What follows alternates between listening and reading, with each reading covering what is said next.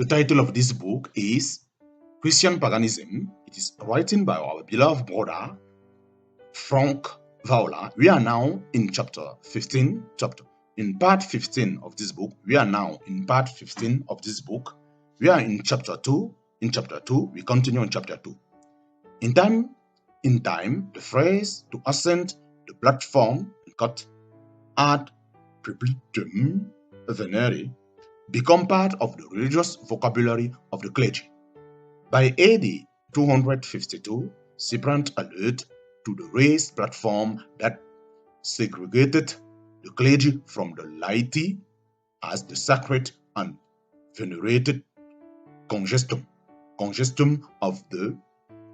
By the end of the Middle Age, the people to become common in parish churches. With the Reformation, it became the central piece of furniture in the church building. The people symbolize the replacement of the centrality of ritualistic sex action in the Mass with clerical verbal instruction in the sermon. In Lutheran churches, the people was moved to the front of the altar. In Reformed churches, the people dominated until the altar finally disappeared and was replaced by the communion table. The people was always been the centerpieces of the Protestant church. So much so that a well-known pastor who spoke during a conference sponsored by the Pilgrim Evangelistic Association claimed, if the church is alive, it's because the people is alive. If the church is dead, it is because the people is dead. The people is dead. The people elevate the clergy to a position of prominence. True to its meaning, put the preacher a center stage, separating and placing him higher above God's people. The pew and balcony. The pew is perhaps the greatest inhibitor of face-to-face fellowship. It is a symbol of liturgy and passivity in the contemporary church and has made corporate worship a spectator sport.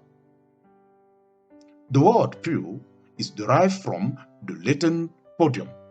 It means a seat. It means a seat raised up above floor level or a balcony.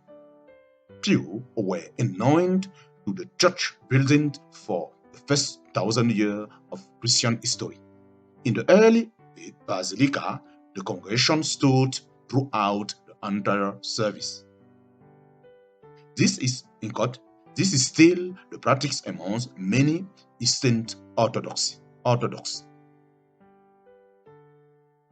By the 13th century, backless benches were gradually introduced into English parish building.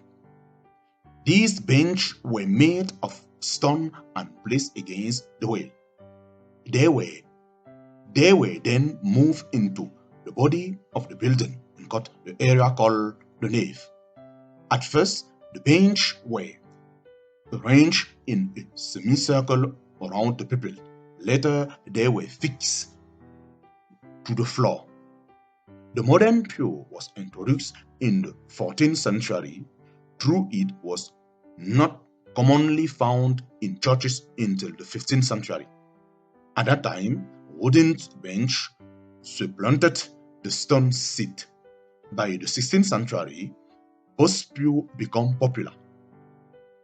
Boss pew have a comical history. They were furnished with cushioned seat, carpet, and other accessories. They were sold to familiar and considered private property. Box pew owner set out to make them as comfortable as possible.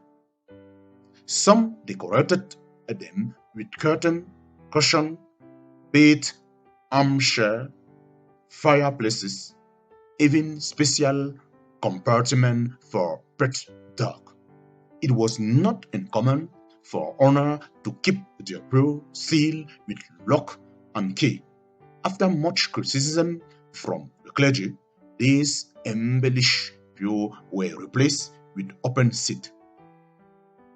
Because box pew often had high height, the pupils had to be elevated so as be seen by the people. Thus, the vine glass people was born during colonial time. 18th century family box pew were replaced with slip pew so that all the people face the nearly erected high platform where the pastor concluded service. So what is the pew? The meaning of the word tell it all. It is a lower balcony, detached, sitting from which to watch performance on a stage and cut the people. It immobilized the congregation of the scene and render them mute spectator. It render face-to-face fellowship and interaction. Gallery, in court or church balcony were even invented by the German in the 16th century. They were popularized by the Puritan in the 18th century. Since then, balcony have become the trademark of the Protestant church building. Their purpose is to bring the congregation closer to the pulpit, again ensuring that congregants will be able to clearly hear the preacher. Has always been the main consideration in Protestant church design. Contemporary church architecture. Contemporary church architecture.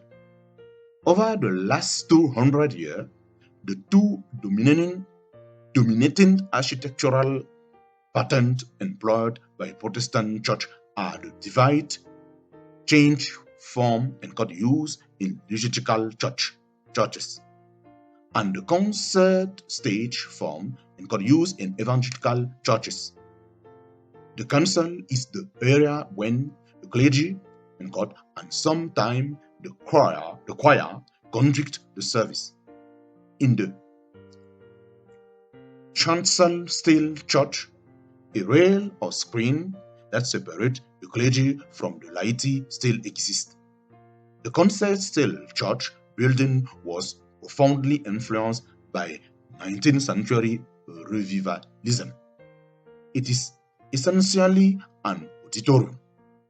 The building is structural to emphasize the dramatic performance of the preacher and the choir. Its structure implicitly suggests that the choir and cut or worship team perform for the congregation to stimulate their worship or entertain them. It also calls excessive attention to the preacher whether he is standing or sitting. In the concert style building, a small communion table may appear on the floor below the pulpit. The communion table is typically decorated with brass candlestick, a cross, and flower. 2 candles on the communion table have become the sign of orthodoxy in most Protestant churches today. As with so many parts of the church service, the presence of candle was borrowed from the ceremonial code of the Roman Empire. Yet, despite these variations, all Protestant architecture products the same sterile effect that were present in the Constantinople Basilica. They continue to maintain the umbilical division between clergy and laity, and they encourage the congregation to assume a spectator role. The arrangement and mood of the building condition the congregation toward passivity. The pulpit platform act like a stage and the congregation occupy the theater. In short, Christian architecture has statemented the functioning of God's people since it was born in the 4th century. Exegeting the building. At this point, you may be thinking to yourself, so what is the big deal? Who care if the 1st century Christian did not have building? Or if church buildings were patterned after pagan belief and practice? Or if medieval Catholic has their architecture on pagan philosophy? What has that got to do with us today?